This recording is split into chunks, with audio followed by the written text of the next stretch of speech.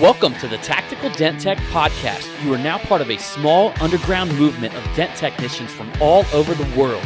We are on a mission to change our industry with innovation, intelligence, and skill. But because we don't rely on an insurance company to steer customers our way, we need to do things different. We need to do things smarter. We do that through a network of technicians that we call the Tactical Tech Movement. Now let's get this revolution started.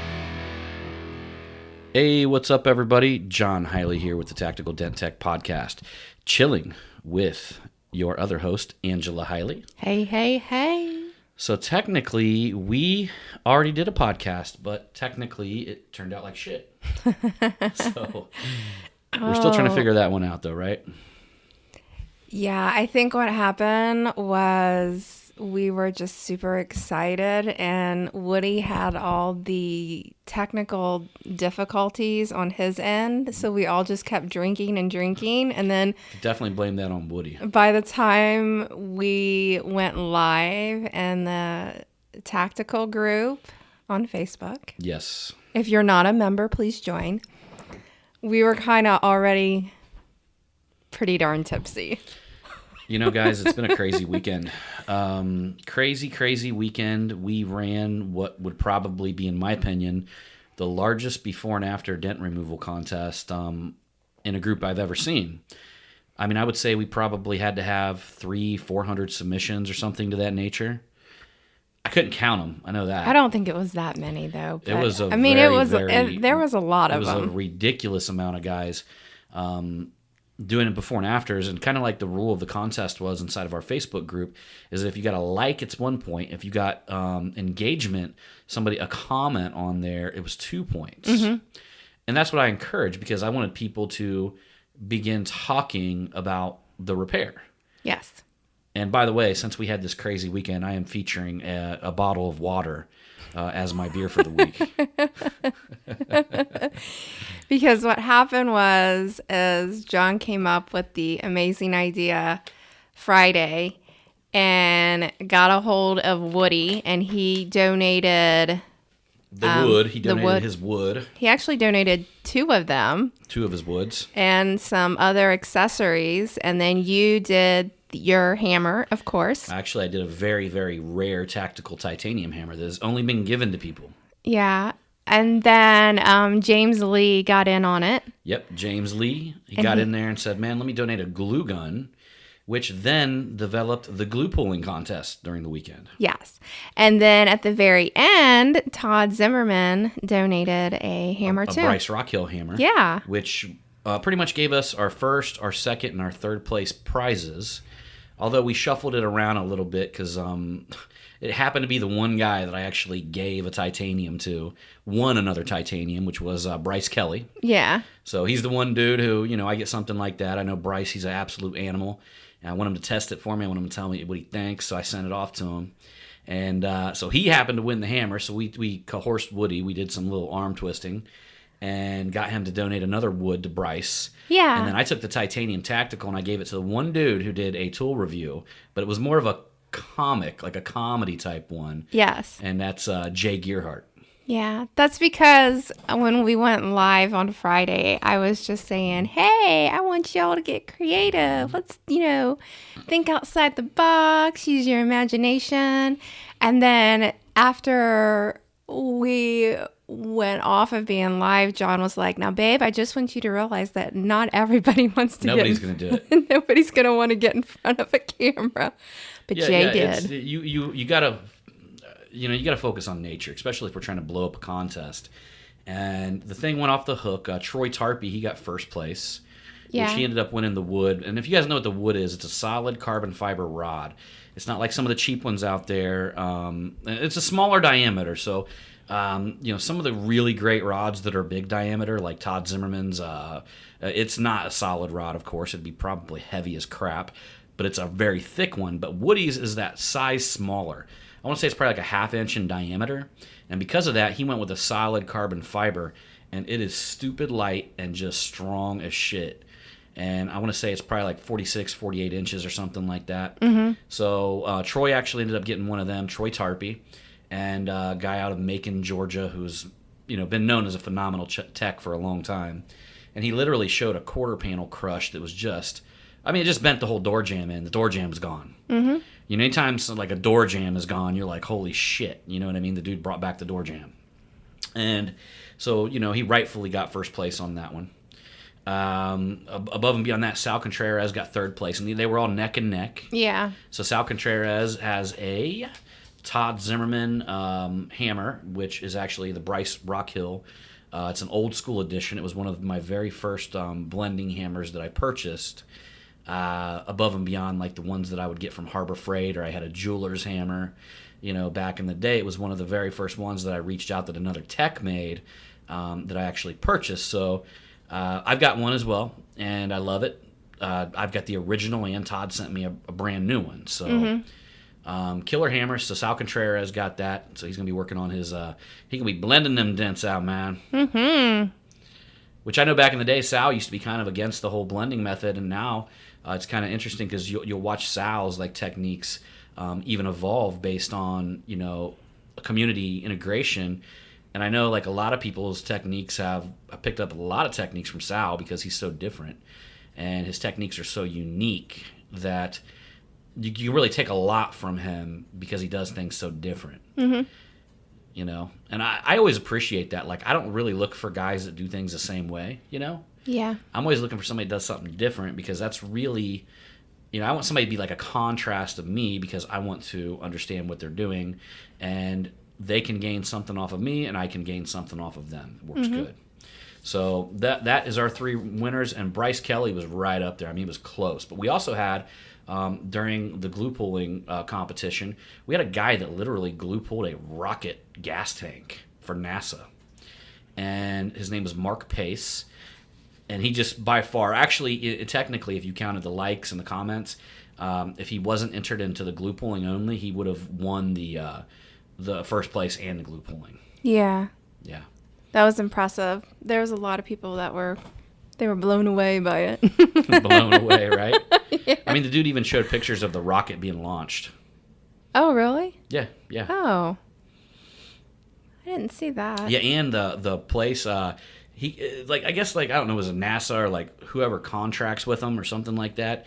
But there's a backstory to it, and the deal was he was trying to he was going to charge them, like, I think it was like $55,000 for the repair. No, I think what it says on Facebook is that the thing cost $55,000, and he was going to charge them $5,500, maybe 10% of the cost. It was like, yeah, that's what I was getting ready to say. But they skimped them out of $2,000. Yeah, because I think he said because he was able to like fix it, it didn't take him. It didn't take him as long as they thought. Yeah. I would have went back there and put the dent back in. I would have had to climb through military fences. Yeah, but he said I think he had to go through like FBI clearance, and it took like a few weeks before he was even able to get in there and actually do the repair. The least he could do is get $5,500. I know. You got to go talk to the fucking FBI. Somebody couldn't pay me $10,000 to do that. I'll sit there talking to the FBI all day so I can go fix a dent. I know. You know how crazy that would be? I know. See, I would have asked for the $55,000 I was talking about. How much it cost? Yeah. I guess they had no option. It was going to delay the launch. I'd be like, well, $55,000. And I'd have got there and I'd been like, so where's my check? And they'd been like, we've got to get 5 people to sign it. Well, you guys call me when you get them 5 people together. When's the launch? 3 days from now? Oh, okay. Well, just let me know. I'm out of here. They probably have my ass in fucking Guantanamo Bay. Probably so. You know what they feed you in Guantanamo Bay, don't you? Oh, Jesus. I forget. What is it called? You forget what they feed you in Guantanamo Bay. Weren't you saying this in front of my dad? Because her dad is like the most kosher, non-cuss word, like... He's a sweet man. I don't even know that he thinks bad thoughts. And so, you know, I'm with her brother at the table. And if any of you guys have watched Harold and Kumar escape Guantanamo Bay, you guys will know what I'm talking about, what they feed them at Guantanamo Bay. And, what's it called? I forget. You don't remember what they feed you at Guantanamo Bay? Cock meat sandwiches. Oh, okay. Big old dude come up. He's like, all right, it's time for your cock meat sandwich. Well, I knew it had to do with the private area, but I just couldn't put 2 and 2 together. I just can't put it together. If you guys haven't watched that part, at least watch that. Like YouTube that part of the movie. It's absolutely hilarious. I'm That's what just they feed the having, terrorists. I'm having brain farts because ever since Friday when we launched that contest, I was like so excited, and me and John were just like celebrating Friday night, Saturday night, Sunday night, a lot of tequila. I don't even know. Like Sunday night, I fell asleep here in my chair. Because afterwards you loaded up Woody's video. That's right. And then he just passed out. So speaking of that, that's the next thing that we debuted after the contest was Woody's Robert Frank 615, kind of like a spoof video that he did. He was like acting like Robert Frank. He did such an amazing job. Yeah. He did. I was like, I couldn't believe this. I was like, damn, Woody.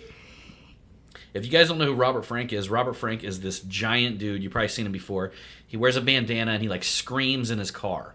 Like he does these like yelling videos where he screams in his car, and they're hilarious, no doubt.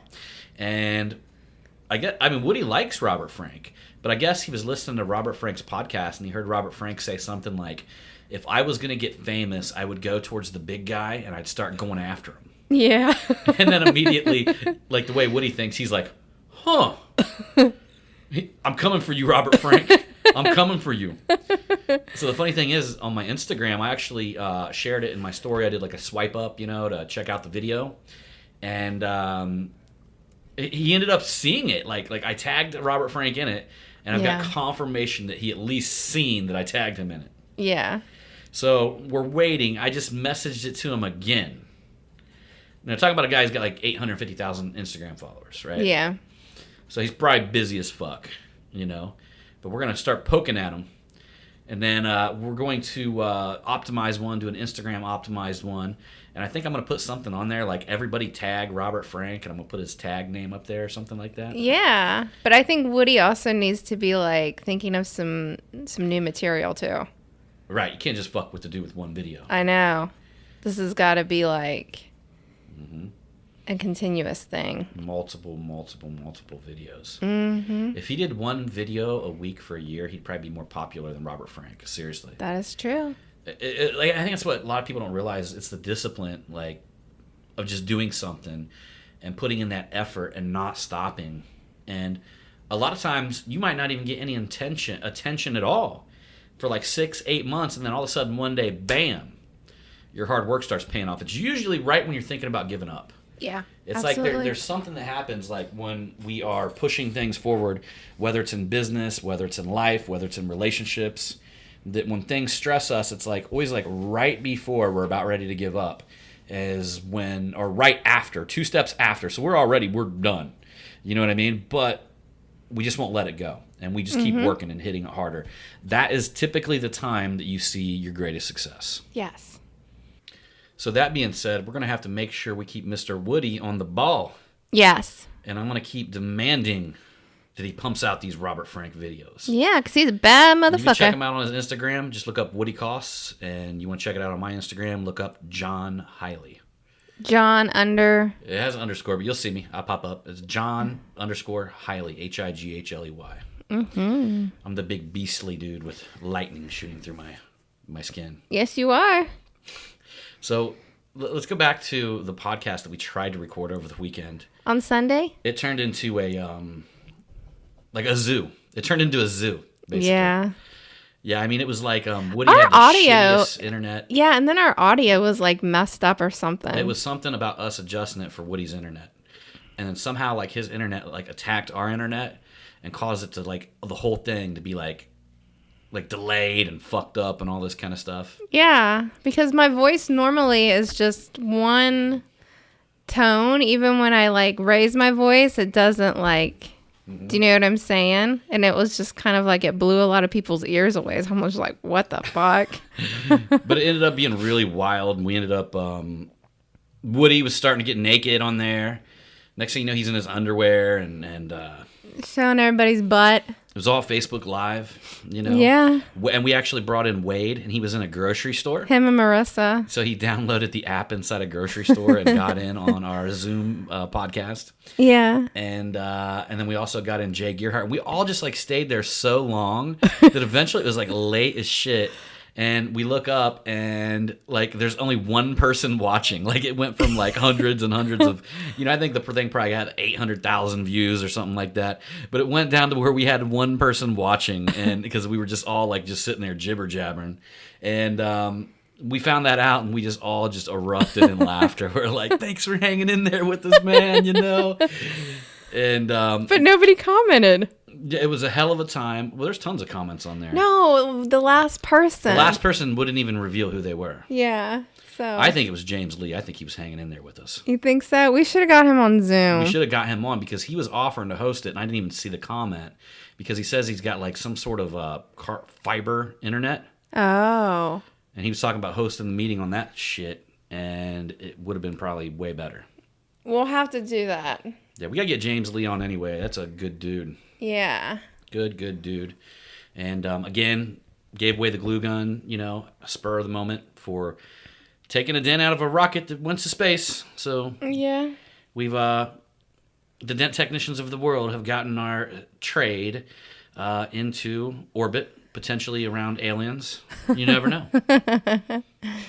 Everybody loved the contest. I think everybody was just kind of blown away of how much talent there is out there.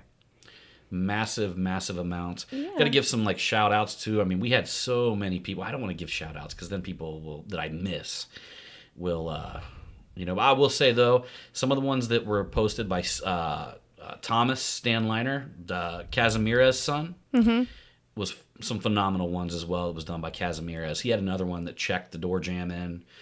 Rear quarter panel hit that just collapsed the door jamb. Yeah. And anytime that's repaired to a decent level, that's always amazing to me. Yeah. So Bryce Kelly's job was killer. Sal's was killer. I mean, and the crazy thing, the thing that always amazed me about Sal's jobs is that he shows that he opened up the whole interior and had that giant dent dial in there working the whole thing, Yeah. And the truth of the matter is about that dent dial, and I never got this until I got one from Sal, is that there is no push power stronger than mid-bar power. Basically meaning that the back of the bar is leveraged against something and you're pushing with the center of the bar. That is the strongest, the most powerful pushing that you're ever going to get with that type of leverage setup. So it just amazes me that he's able to work them dents with with that whole dent dial the whole time, the way he bends it and all that stuff. It's pretty cool. Yeah. I agree. Yeah. So it was a fun weekend. Fun, crazy weekend. And what I wanted to talk about a little bit today, we've been throwing some quotes up in our group that have kind of been getting people excited. So I thought we would maybe go off of one of the quotes that was actually thrown up in the group. Kind of like this one right here because I can relate to it so much at this point in life, is that you teach people how you'll be treated. You teach them how you'll be treated, okay? If your wife doesn't respect you, you taught her that. If your kids don't listen to you, you've taught them that. If your boss doesn't appreciate you, you've taught him that, okay? Now, I know a lot of us don't have a boss, but I want to say basically the premise of this is that the way that you allow people to treat you dictates how you allow them to treat you, okay? Yeah, that's true. So if you have a certain level of self-respect for yourself, you will immediately draw a boundary and a line, And it kind of goes back to a premise I was telling her earlier. Whether you like DJ Khaled or not, okay? Whether you like him or not, I'd still recommend reading his book because, oddly enough, most of the stuff in his book, I mean, I've read so much stuff from Napoleon Hill to Stephen Covey, The 7 Habits of Highly Effective People, to just massive, Gary Vaynerchuk books. I mean, I've read so many different books. And DJ Khaled's book was so interesting because he was really dropping just about the same principles that all the others would talk about. However, he was doing it in his own terminology and kind of his own street slang. Yeah. Which was fucking cool and really, really cool to me because, like, I remember I used to follow him around on Snapchat, where he actually took his camera in there and had somebody doing these little snaps while he was doing a presentation for the University of Harvard. And a bunch of kids are sitting there, asking him questions. And of course, even though there's these Harvard kids, I mean, they're into him. That's their time, you know what I mean? Mm-hmm. Is DJ Khaled. And so he's in there speaking to him. And one of the things they asked him was about his chicken restaurants, that he has. So he kind of answered like this. He's like, yo, my boy Joey, right, had this killer chicken restaurant. So I went in there, I was like, dang, man, this is good. I bet people like this all over. Mm-hmm. He's like, so right here's the major key. He's like, right here's the major key. You got to make this one just like you trying to make 10 of them. Yeah. But what that told me was, and I'll tell you why that amazed me, okay? Is because I hear people talk so much fucking shit. It's like they will not shut up about the logistical side of things. And the truth of the matter is, a boss, a businessman, knows when to delegate. And knows when to just like, look, there's a restaurant here. It's got to be built like 10 of them. Okay, Jack, you build franchises, right? Build it out. I'll pay you. Bam, done. Mm-hmm. Okay? I don't need to know any more than that. I don't need to know any more than that. Mm-hmm. And what that has actually proven to me is that most of us overcomplicate things. So true. We get stuck in the how rather than the who. Yes. So I could sit here for 10 hours looking to how to fill out franchise paperwork and figure all that out.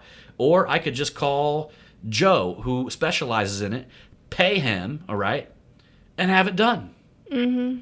It'll be done 2 or 3 days from now. Yeah. So while other people are still stuck on stupid or trying to, educate themselves, and really that is stupid because they don't have any experience, so they don't know any of the pitfalls or the loop or, anything you got to loop through. There's a lot of shit you don't know based on experience on anything, any endeavor to that level, Yeah. But nope, DJ Khaled doesn't complicate it. He goes in, he sees chicken that he likes, he thinks other people will like it, so there it goes. And one of the next things that he hit on, okay, we talk about teaching people how to treat you. And one of the next things that he hit on that was, touched me so much as far as changing. I mean, this is actually something that I learned from him that changed me, is that he talked a lot about the people in your crew. He talked about your circle, okay?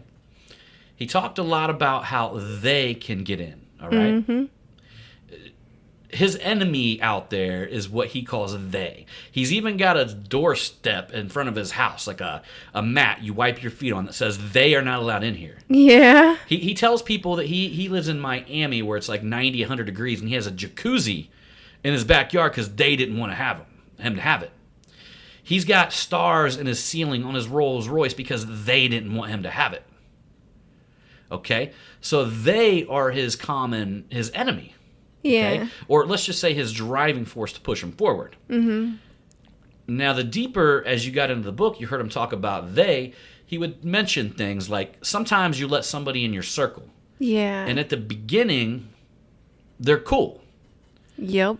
But when you start moving forward, they become they, and you need to be able to indicate that. I mean, how many times have we hired employees that we could have cut years, Yeah. that was dragging situation down. I think we talked about that in some of the previous podcasts. Stuff like that, or just general people. Friends. Okay? Friends, all right? And then, which caused me to start looking at things way, way different. I pay a lot of attention, especially if I sit there with a so-called friend or a colleague or whatever, and I listen to all their shit for 10 minutes, because I try to be a really good listener when I'm around people. And I sit there and listen to their shit for 10 minutes, and I talk to them about it and all this and that. And then I start talking to them about something that's going on in my life. And maybe it's something that's a success endeavor that I'm chasing, right? Yeah. And I'm talking to them openly about it, and I watch their head hit the floor. Like they're looking away from me. They can't make eye contact. And then they try to quickly switch the subject. Yeah. Immediately, I know that jealousy has stepped into the matter. And I've came across this a lot within the last couple of years. Specifically within the last year. And I've watched growth in some areas of our companies, and I've watched some of the crew around me literally change. And I've had to step away from them. Okay? So I've had to put myself, and in all honesty, one of the greatest things I read in DJ Khaled's book was the only regret he had in life is he didn't step away from them quicker. Mm-hmm.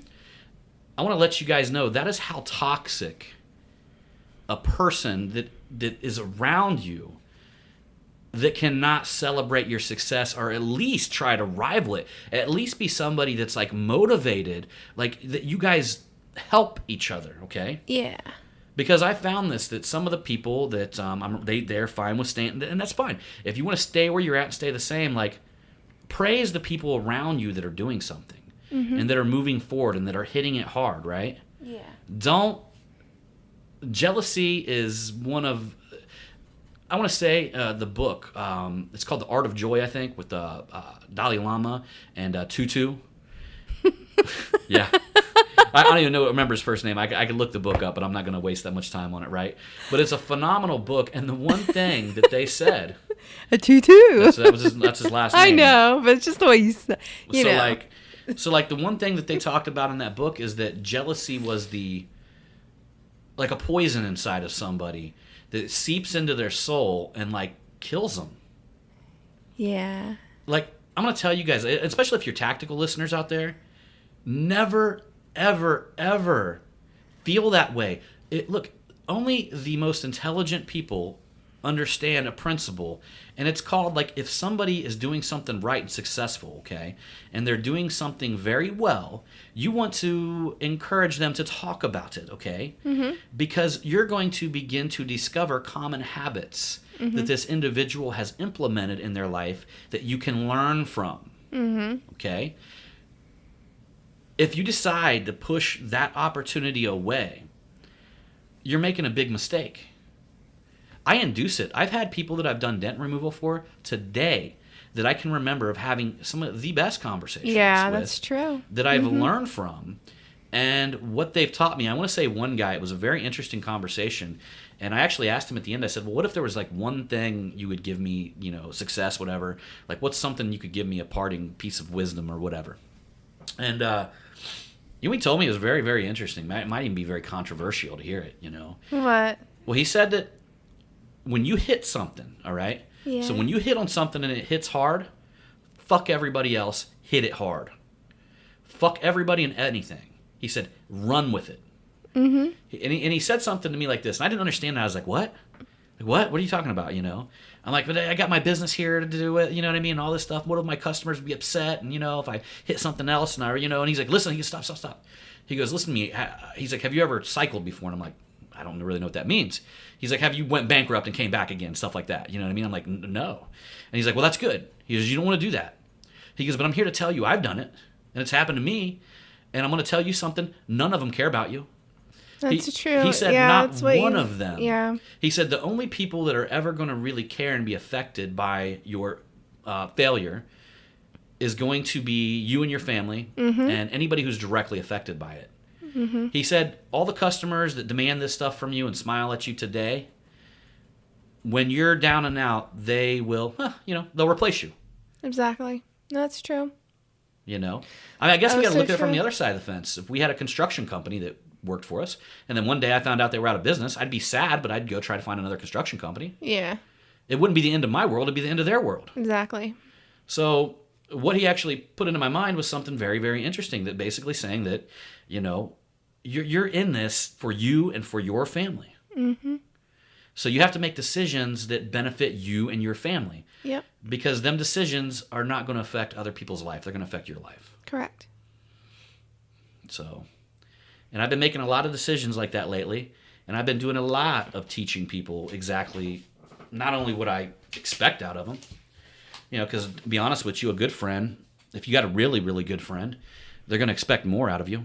At least try to lift you up and try to push you a little bit further, So I like to expect more out of the people that are around me because I want them to expect more out of me, especially if they got the hunger. If they don't have the interest, that's fine, But most of the people, when you tend to have that drive and motivation, you tend to attract people that have that same drive and motivation. So you begin doing something I like to call iron sharpens iron, you know. And that's a great place to be, right? Yeah. Yeah, there's such this pretty little twinkle in your eye right now. Ooh. Yeah. Look at that. Look at that. But I want to give you something too. I want to read something from Andy Frisilla here, okay? And this one caught my eye the other day because it almost like verified some of the things that I've had to go through over the last year. And maybe some of the things our listeners are going through right now. And I hope some of the things you're going through, because if you're going through this, you're winning. You know, if you're going through this, you are winning, okay? I have to scroll down here. It means you're a bad motherfucker. This guy's got so much good shit on his Instagram. Definitely follow him. We actually look a little bit alike. Yeah. Except you're like handsomer. Right? Yeah. Right. Oh, there it is. So here's the premise, okay? The premise of the whole thing is like how people say it's lonely at the top. And have you ever noticed that the only people you've ever heard fucking say it's lonely at the top have never been there? Like, how in the fuck would you know it was lonely at the top if you ain't never been there? Is that what the people at the top tell you so you fucking don't come here? Because, you know, and the whole premise of this, and I get it. He was talking about basically how fucking lonely he was when he was trying to explain his ambitions to his friends and people were looking at him and their eyes were glazed over. Mm-hmm. He felt isolated. Mm-hmm. He felt like, dude, like how do I even express myself to these guys when they're still talking about doing this shit and I'm talking about doing this shit? And he's like, you know, as I was climbing and you know, my way to the top, he says right here, he doesn't, you know, proclaim to be at the top, which dude is balling. He's a boss, you know what I mean? Mm-hmm. But he's already surrounded himself with better friends, people that have better vision, stronger minds, you know, people that he can relate and talk to about their goals. Mm-hmm. So it's like fucking lonely at the top. It's better at the top. You know, at least on your climb up there. I mean, who knows? Well, all of us, I'd love to see at the top. But the interesting thing about this is, and I think a lot of you guys can relate, okay? Because I do believe most PDR community would be in the second to the third phase of this. But I believe that the third phase is like that one where you hit, like, you're hitting it good. Yeah. But then it can go from, like, you know, 300,000 to 10 million. You know what I mean? Mm-hmm. And that's kind of where the third phase in my mind sticks. But the first stage, the beginning, is that everybody's going to root for you. You're the underdog. And they don't really even believe that you're going to be able to do it, so they root for you anyway because you're the underdog, right? Yeah. Like, look at this guy. He quit his job, you know. Let's root for him, right? And then the interesting thing about that is, and I'm kind of reading off the post and injecting my own little stuff in here too, right? Once you start making it happen, many of them same people will start to become silent. They will stop supporting you publicly. They will stop liking, you know, he says in here, liking your Facebook statuses, and they will also begin to question your motives. Your progress is beginning to make them uncomfortable and making them question their own position in life. Think about that.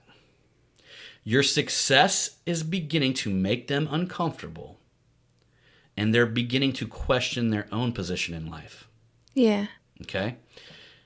And I'm sitting here reading this going, oh, thank God. I'm like, you know, this makes so much sense, right? And phase 3. Once you start making it a clear and undeniable life-altering process, once you start making a clear and undeniable life-altering process, these people will smile in your face and brag to others of how much of a great friend you are with them. But they will also talk behind your back like if something is wrong with you because you're building the life you want. And interesting enough, in the end, will you lose friends? No. These people were never your friends to begin with. They are just a circle of acquaintances that lived in the same time, same space, and did the same things as you. Real friends will always support you openly, honestly, and unconditionally, regardless of phase 1 to phase 3. Mm-hmm. I want you guys to think deep into that. Think deep into that, because if I was to listen to DJ Khaled, that would be probably, after it's sunk in to me, right? And these things have sunk in, I'm like, that's probably my one regret. I used to say that I never had any regrets, because I believe everything shaped my life to a certain path. Yeah. However, I do believe the one regret would be able to pick these motherfuckers out very, very fast. Pick them out based on key indicators, okay? Mm-hmm. I'm telling you, some of the key indicators, you can feel jealousy. You can feel it in their heart. You can feel it in their soul. Yeah, the energy. You can feel that energy, man. If you're feeling that, you're putting yourself in a position you're not going to succeed with them kind of people around. Nope. You might, but you'll never reach your full potential. Never. You can't live with them type of people around you and still reach your full potential. You know? So when you feel that, you got to cut them loose. And just remember, if you're on an elevator and you're heading up to the top floor, you can just kindly stop at another floor, have them step off. Mm-hmm. Get back up in the elevator and take a ride. Because I guarantee you, it's not lonely up there at the top. Up there at the top, they're fucking, well, I'm not going to say cracking. I'm going to say drinking a bunch of beer and riding a bull, you know what I mean? And I mean, that's the way my top looks like, you know what I mean? Like shooting bow and arrows or something like that. That's something. Riding a bull? Perhaps they're, I don't know, shooting a rocket launcher into an ocean somewhere. You know? Like, that's the fucking top right there, man. I mean, that's what I'm talking about. You're funny. You might even be hang gliding off that bitch. Naked. Oh, my God. Imagine what it'd feel like to hang glide naked. I bet that's the freest somebody'd ever feel. Yeah, because it'd all be hanging out. Well, they say flying's a euphoric feeling anyway. Yeah. And we know that I like to walk around the house naked when John's not here. Mm-hmm. That's no lie. As soon as Jonathan leaves for school, Daddy's dropping his pants. Yeah. So's Mama. Oh, my God. That's the trick, guys. You just gotta get naked more often. They'll act like they're like, oh, I don't want to see that, but then they keep looking. So, you know, that's the big trick right there. Oh my. It makes them horny. I don't care what they say. Yeah, but if you wake up in the morning and like it's like on a weekend or something, or no. Let's say it's like a Sunday morning and you wake up and you had like one hell of a time on Saturday night. Wake up Sunday morning, got a little bit of a hangover, and your husband is butt ass naked. You're just like, not now. Did that happen this Sunday? Shit, it did, didn't it? Oh my God. I was like, not now, please. I just don't like need a restrictions, moment. guys. I know you don't like restrictions. I like to live like a shiny red dragon. Yes, you do. Naked as a jaybird. Mm-hmm. Dragons don't wear pants. Why should I? Lions don't wear pants. No. Honey badgers. Just to name a few. Yeah.